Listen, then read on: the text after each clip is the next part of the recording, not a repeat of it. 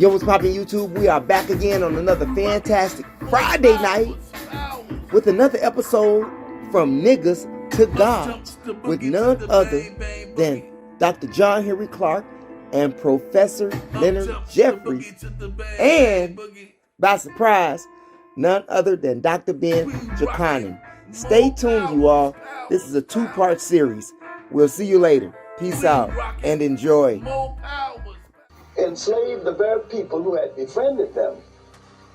They needed a rationale, and they got that rationale from the church. The papal bull of 1455, when the Pope said that you're both authorized to reduce to servitude all infidel people. The organization of the slave trade, the attitude to go into the slave trade was fashioned right by the church itself. The argument was between Spain and Portugal, the two nations closest to Africa. And one of the main reasons why Spain and Portugal had so much anger for the Africans and so little mercy and sensitivity is that Spain and Portugal had been dominated by the Africans for nearly 800 years. Christopher Columbus, one of my favorite anti-heroes of history, one of the great fakes of all times, a man in utter fraud who discovered absolutely nothing. But Christopher Columbus said, as man and boy, I sailed up and down the Guinea coast for 23 years. Now, mainly with African sailors, he learned that there was a world out there. And he learned from African sailors, how to come to the so-called New World. When he arrived in the New World, he found Africans doing business with the Indians and minted corn. Christopher Columbus knew he discovered absolutely nothing. And the whole world has made a hero out of this fake. And among the Western heroes, I don't know a bigger fake than Christopher Columbus, who welched on his debts and who enslaved the very people who had befriended him, fed his crew, cleaned his ships, showed them how to make hammocks so they could swing in the breeze of it and lay on these filthy floors. That it was Christopher Columbus, after the wholesale destruction of the Indians, who suggested the enslavement of the Africans. So he went to Father Bartholomew de las Casas, who went to Rome and made it official. Now, he was on the island of Hispaniola, now Haiti and Santo Domingo. Christopher Columbus's brother became the governor of the island. He reduced the population from 1 million to 60,000 in less than 10 years. Father Bartholomew de las Casas said that when they arrived in the West Indies, there were from 12 to 25 million people. Now, and they were all practically killed. Because the caveman experience in the ice that they talk about, dark caves, bright prisons, and talk about in Iceman Inherited, the rape and ramming of how does he say it? Why has the white man or the white race ramaged through the world, killing and conquering? We have to begin to ask us those questions because, and interesting enough, I put the book on top of Christopher Columbus. Because in our school systems and in white culture, we are trained and taught to worship this principle of death and destruction. And one of the prime examples is Christopher Columbus.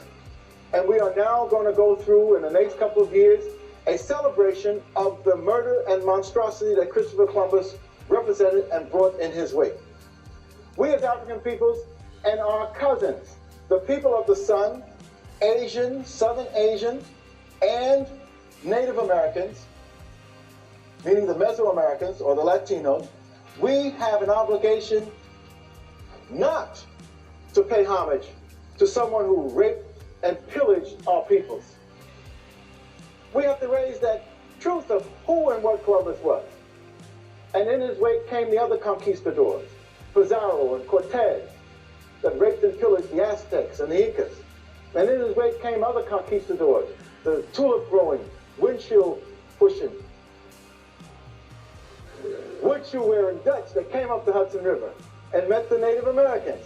And the Native Americans greeted the Dutch with the Sun People's hand of Christian fellowship. And the first thing the Dutch looked at was to see whether there was any gold on the finger, to see whether there was any gold on the arm.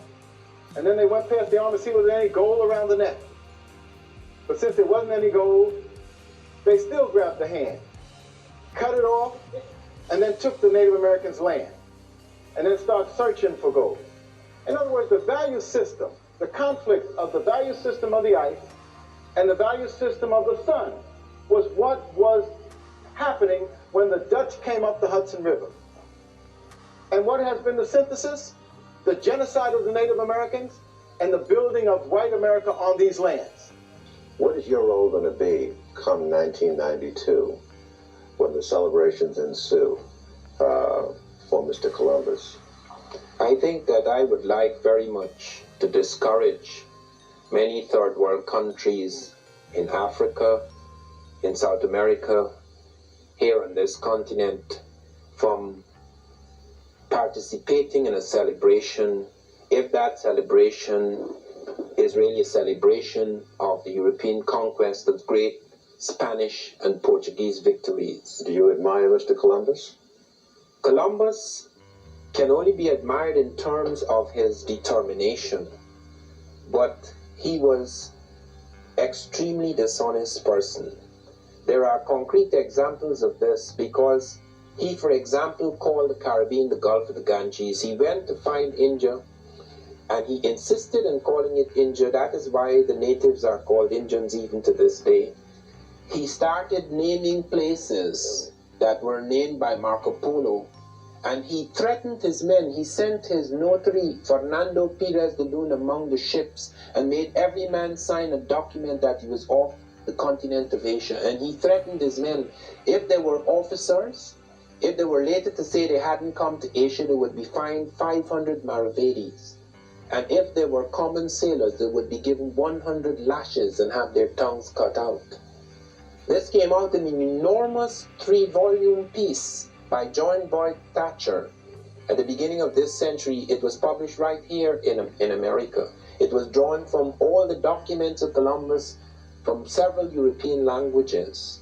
This man has been canonized. He was actually arrested. The Spanish had Columbus arrested by Bobadilla on his 4th voyage. He was taken back like a black. He and his brother Bartholomew were taken back like blacks. Why? Because they found they were cheating about the discoveries, that there were some parts they were not telling the Spanish about, and that they were having things with the Portuguese. They were having deals with the Portuguese. Both he and his brother were married to Portuguese women. They were having deals with the Portuguese unknown to the Spanish. When the Spanish sent in with 6 ships, 3 to go on the normal route, 3 to come to South America because they became aware that there was a landmass in the south. Columbus deliberately did not come off that ship when his ships landed in South America. He sent a landing party boat and reported that South America was an island and that Cuba was the continent, so as to allow the Portuguese first to send Vespucci, his friend, into this area. That's why the Portuguese could claim Brazil, which is almost as large in territory as the United States. These things came out at his trial. Were it not for his great presence and his eloquence and the fact that some people say Isabella had a special liking for Columbus, he would have lost everything. And this issue is very serious because the last of Columbus's descendants was murdered, I think about a year ago. There is strong feeling in the world still about this, and yet people go about calmly after Columbus took 6 Native Americans as slaves back to Europe. He presented them at the Portuguese court at the end of his 1st voyage, and yet he's canonized. He opened a new world. Opened a new world for whom? Europe was able to double its food supply in 30 years as a result of the foods that it got out of America, and it increased its wealth 1,000-fold. Fueling the Industrial Revolution, it increased its wealth 1,000-fold by what it got out of Africa. We do not say this with any kind of bitterness, but we say this because we feel it is necessary that these things should be corrected in order that our vision of the world can be a more total and more equalized vision, so that we do not get these assumptions about Africans and Native Americans being saved and lifted up by foreign experts.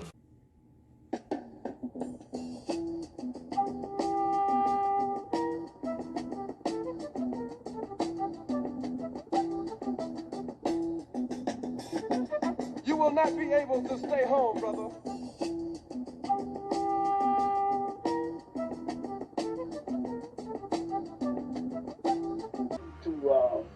Into Ghana, into what became Ghana. There's King Asser's famous speech discouraging the Portuguese from entering and saying that maybe if we see each other infrequently, we could preserve our friendship, ending his beautiful speech with the statement, the land is forever pushing against the sea, and the sea is forever pushing against the land. It was Christopher Columbus a minor or a major player in the slave trade? Christopher Columbus was a minor player in history, and probably the most overrated personality in human history, who discovered absolutely nothing. He couldn't get his scheme off the ground in Italy, or people wouldn't even pay any attention to him, and he would pawn this deal off on Isabella. When Isabella, this is just at the period now, when the Moors were being expelled from Spain. Now, there's a reason for Spanish colonialism being so sloppy. Even today, most Spanish-speaking countries, this is a statement, anybody want to challenge me on the good challenge. Most Spanish-speaking countries today are sloppily run. The Spaniards came from under African colonialism one year and became colonialists later the same year. They had no rehearsal for power like England and some other countries. All right, but the question I put, and maybe Professor Jeffries would want to address himself to that, was Christopher Columbus a major player in the slave trade? Dr. Clark says he was a minor player in the broad sweep of history, but was he a major player in the slave trade? It's important for us to look at the role that Christopher Columbus initiated in this process. The relationship between the west coast of Africa and Portugal had an involvement in terms of slavery. But the relationship across the Atlantic did not get started until later. Columbus, 1492, that's one of those important dates in the 50-year turning point of history, with an accident, was discovered on the beach in the islands of the Caribbean. In the wake of that discovery came the genocide of the Native American populations and the enslavement of the Africans. The relationship between Christopher Columbus and a Spanish cleric, Bartolomé de las Casas, needs to be understood. Bartolomé de las Casas documented the genocide of the Native American population in the wake of Columbus's discovery, and in that dynamic of dealing with the destruction of the Native American population, Bartolomé de las Casas called for the church in Rome and the Spanish throne to end the oppression of the Native Americans by bringing over Africans, saving Indian souls by bringing over Africans who have no souls to save.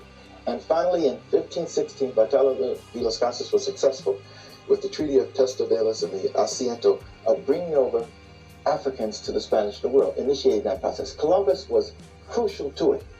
He began the destruction of native population, which meant that eventually the dying out of the native population, when the plantations were created the need for labor. The Europeans first tried their own people because they had this tradition of feudalism of working the land. Then they tried the Native American population, who was being devastated by diseases and the cultural oppression that they were being forced on, and just general destruction. And so the alternative, after the Europeans failed to function in the Western world, after the Indians were devastated, was to bring over the African population. And who made the suggestion? You're Christopher saying Columbus made the suggestion to Father Bartholomew de las Casas, who had the authority to go to the Pope and ask for an increase in the African slave trade to offset the disappearance of Indian labor that wasn't functional for them in the first place. In the sweep of history, in the period before the establishment of the transatlantic slave trade, which the European nations were heavily involved in, engineered, conceived, maintained, and sustained. In the years before, Europe was in chaos. Though that period of time I refer to as Europe being land poor, resource poor, people poor. The bubonic plague had wiped out a good part of the population in the 1300s, 1349-50. The chaos in the Catholic Church was visible in the 1300s. There were two popes, one in Avignon in France, another in Rome. The Crusades had devastated Europe in the insanity of armies traveling across the so-called Middle East to rescue Jerusalem. Europe was in chaos. In the Sun Belt around the world, there was a flowering. There was a golden age. There was a golden age along the west coast of Africa, with those nations and civilizations referred to as Benin and Ife. There was a flowering in the Sudanic areas of the Niger River Belt, where there were the successive empires of Ghana, Mali, and Songhai. In the New World, there was the flowering in the high Andes of the Inca peoples, and in Central America of the Mayans, and the Aztecs later contributing to that development. So there was this flowering. So we have to ask ourselves, what happened? My approach is that there was a 50-year turning point of history, 1482 to 1536. In that period of time, by accidents of history, the European was able to move from the wings of history onto center stage and push everybody else off. And what was the accidents vehicle? Of history. What was the vehicle? Those circumstances that came from Professor Clark talks about the icebox of Europe. The Europeans wanting to get to the wealth of the people of the sun. The tales of Marco Polo had fed into this. The pilgrimage of Mensa Musa, the great African emperor, who went from his nation in Mali across North Africa onto Mecca, 1324-25. So this greed and this need for other people's wealth became real. But how could a people from a continent in decline overcome a continent that was in full flower? Well, you've got to take into consideration who had the gun and who did not have the gun. In Europe's isolation, they had lost the concept of longitude and latitude. The Africans, Arabs, and the Berbers at the University of Salamanca in Spain had preserved the information on the maritime skill coming out of the great technical nation of that day, China. Once the European learned what to do with ships at sea again, he realized that he had to get outside of Europe to find some food. He's looking to Asia for the great spices, looking for something, the sweets and the spices, something to put on that gosh darn awful European food so he could eat it. He discovered Africa en route. They did not come to West Africa looking for slaves at first. They came looking for an ally. They had heard of an African king called Prester John, and he was supposedly a Christian king. And they were looking for an African Christian king to be an ally so they would fight the infidel Arabs who had blocked their trade in the Mediterranean. There is also the story that is thrown up that the African participated in the slave trade. Dr. Jeffries, what is your response to that? Is it so? And if so, what was the nature of that participation? Well, that question has come up to us often in our classes, for example. Didn't Africans participate in the slave trade? There was involvement of Africans in the slave trade, but the slave trade was an institution that was internationally planned, conceived in Europe, imposed upon Africa. You before asked the question of the technology. Professor Clark explained that the Europeans had the guns. They were on a war footing. They were constantly involved in war. The 1300s is referred to as the first 100 years war between England and France. They talk about a 100-year struggle. The European being on war footing when he came in contact with the Africans. His desire was for the wealth, and he was scheming and plotting to take that. But as Professor Clark was saying, the first involvement along the coast of Africa, 1482, when the Portuguese built a fort at Elmina, was not for enslavement. It was for gold. And that's why we refer to that area as the Gold Coast. And for decades, that was the bulk of the trade, gold. But the Europeans also were involved in a struggle internationally with Islam. And as Professor John Clark was saying, that Prester John was the king in Ethiopia, and they were trying to get around Africa in order to get to Ethiopia. And they made allies as they went down the coast. And the African How did they do that? How did they make allies? Well, the honorable trade was one. The trade, See, if we keep talking about this, we're going to arrive at a conclusion that the slave trade wasn't necessary. The European could have gotten more out of Africa through honorable trade, including labor. The inconsistent with the teachings of the Roman Catholic Church to practice slavery? Is it not inconsistent with the teachings of the Muslim religion to engage in slavery? Oh, yes. Why not the Arabs? And Christianity and Judaism. But all of them engage in it. The grandees in Spain were predominantly Jews of Spain. Those that sold Isabella pawned her jewelry too. They financed the slave boats. They were involved in the financing of the slave boat. Some of them went and through. Some of the conquistadors were equally Hebrews. After the Jews had become a part of the system, especially when the Moors were chased out, and so carried off to be slaves in the Caribbean. That started with a man called Bartolomé Las Casas, the Roman Catholic friar, that said after they'd done exterminated most of the Indians, or so-called Indians, the Caribs, then he said, bring us the Africans. Bring us those, especially in Spain, who refused to accept Christ. Imagine Bartolomé Las Casas speaking about accepting Christ. He forgot that Christianity started in Egypt with Pantheas and Botas, not in Rome. It had to start as inside of the Europeans' mind. And the kind of relationship the Europeans had with Africans before they developed this whole concept, that in some cases were very respectful in how and why the Europeans came down the coast of West Africa in the first place, inasmuch as they did not come down the coast of West Africa originally looking for slaves. But many say that the Africans engaged in slavery. They point that out very quickly, that black Africans engaged in slave trading. Africans, we must distinguish between indentured servitude, for Africans enslaved there in prisoners of war, and freed them after a given time, while many of these same Africans, in concert with other Africans, rose to high position within the very family that supposedly enslaved them, and some became kings in the same family. You cannot in any way compare this with the Atlantic slave trade.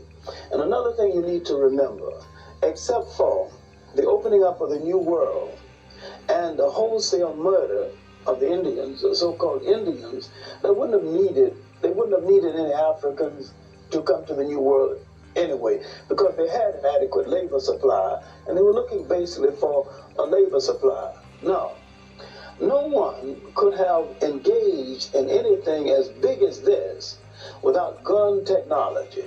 And the gun technology was developed in Europe to protect Europeans from other Europeans.